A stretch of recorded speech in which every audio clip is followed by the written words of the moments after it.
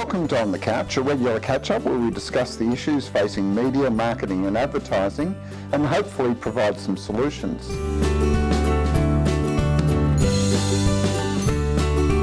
On the couch today I have Virginia Hyland, who's the founder of Hyland Media and a board director of the Media Federation of Australia. Welcome, Virginia. Thank you, Darren. Thank you for having me. Comfy on the couch? Beautiful, comfy couch. It's been well sat on over the years, I'm sure. It has. But let's get into media because it's such a, an interesting and hot topic. Now, do you think lack of trust in the media landscape is as big an issue as we'd be led to believe?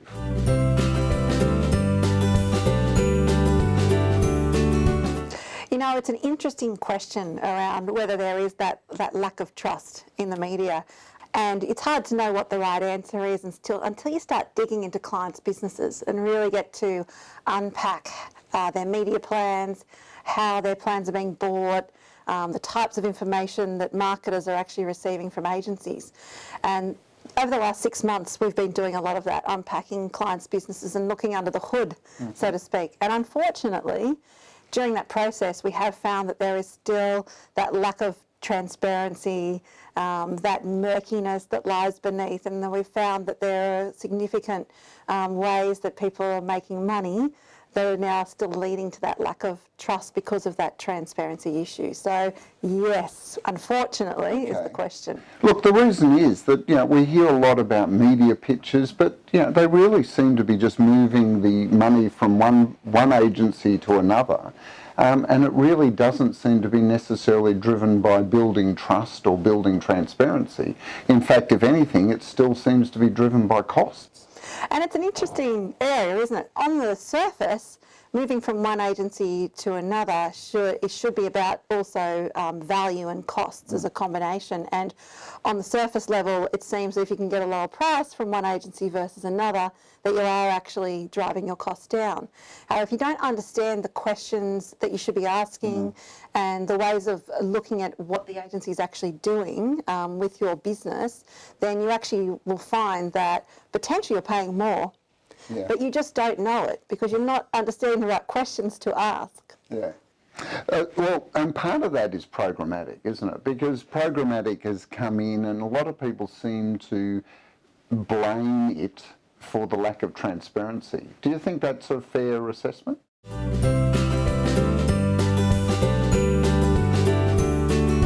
I think the blame probably lies with the people who are actually driving the programmatic business. And programmatic itself is a fantastically powerful tool in driving return on investment for clients. And in fact, there was this whole debate around whether programmatic actually was of value to businesses. And the clients that we've looked after when they've used programmatic in a transparent way have actually driven 4 times the result for their business and their sales versus not using programmatic. However, the problem is around the speed at which programmatic is bought in milliseconds. And no one can really see what's being traded and how it's being traded. And so the murkiness comes from the fact that programmatic is traded in a way that's very opaque for clients and marketers, and they don't really understand what's being bought or what the loads are or how much people are actually making on the way through. And it's interesting you say that because we're actually seeing an increase in the investment going through programmatic. So it'd be counterintuitive to think that programmatic is driving mistrust when people are investing more and more in programmatic trading. Yeah, absolutely. If marketers can find a way to actually unlock an agency who is delivering programmatic in a transparent buying manner, they'll find that their business sales and the success of their business actually increases and improves. And so programmatic is really becoming an integral part of how we buy media, because what we're able to do now is really understand customers' needs in real time. So we know if someone just bought an airline ticket to America, that we potentially can serve them a travel insurance ad 7 days out from travel, and really convert them with a special deal specifically for America. So really driving the performance and therefore return on marketing or media investment. Absolutely. So from that perspective, Darren, you can see that programmatic really does play a very tangible role in clients' business success, and they're able to take that story back to their CEOs and explain to them how the programmatic element is working well. working for them. The other thing we've noticed is well, let's call it the mushroom effect. Suddenly we're seeing a whole lot of small independent agencies popping up all over the landscape. Can you explain that?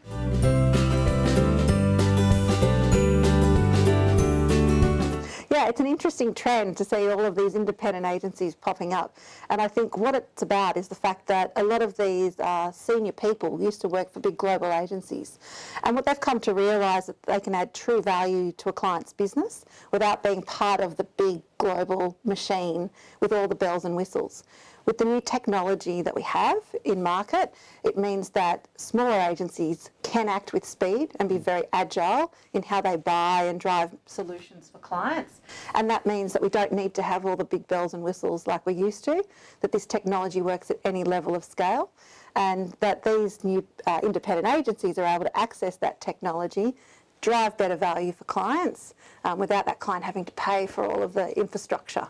Because, you know, using that metaphor, you're like one of the big independent mushrooms, but, you know, these are very small businesses, you know, and some of them we've spoken to, 5 or 6 people working together. Does that mean that, you know, as Harold used to say, bigger is better? Is that no longer true in media?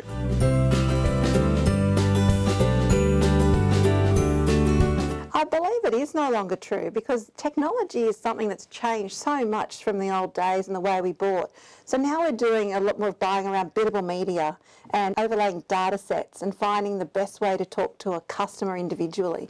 Whereas before it was about bulk buying, mass broadcast, one message to the audience and throw it at them and hope it sticks. Whereas now it's about understanding individual audiences, overlaying different types of data layers to actually drive results. So broad mass appeal is still important, but we can do it at a very individual scale, and you don't need to be part of a big machine because you're bidding on the media.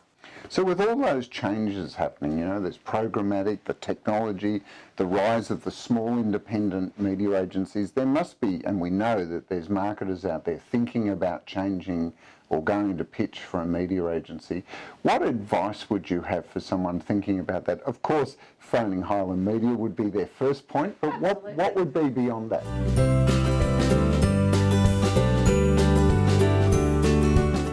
Beyond that, I think it's you've got to look at how people think in the type of team that you want working on your business. And it's more now around customer journey mapping. So who can give you a solution that really looks at potentially media and content together? What type of content should we be serving in media channels? And the type of tech that sits around how we should actually be going to market. So for me, the advice is more of a holistic perspective around the ways to talk to customers and how to engage with customers, and really understanding the team that's going to be on your business and their capabilities around being able to map the customer journey. So it's quite a different understanding, I guess. It's a different approach and a different value set. Yeah, absolutely. Digital age, media and content merge simultaneously together. Both have to be firing extremely well to actually drive results. So it's what's the capability of that team that you want to engage with that can actually bring you the answers to both the content part as well as the media channel. Fantastic. Thanks, Virginia. And thank you for joining us on The Couch. Make sure you subscribe to the YouTube channel and stay tuned for more On The Couch coming soon.